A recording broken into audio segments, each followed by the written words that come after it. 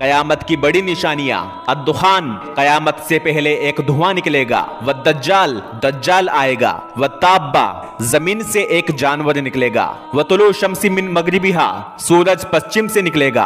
व नुज़ूलु ईसा इब्न मरियम, और ईसा अलैहिस्सलाम दुनिया में नाजिल होंगे। व याजुज व माजुज, और याजुज और माजुज दो फसादी कौम दुनिया में आएगी। व सलासतु कुसुफिम, और दुनिया में 3 जगहों पर जमीन को धंसा दिया जाएगा, एक मशरिक में, एक मगरिब में और एक अरब के अंदर। और आखिरी अलामत अल्लाह के नबी ने फरमाया, व आखिरु ज़ालिका नारुन, आखिरी अलामत ये होगी कि यमन की तरफ से एक आग निकलेगी जो लोगों को मैदान महशर की तरफ हाँकती हुई ले जाएगी।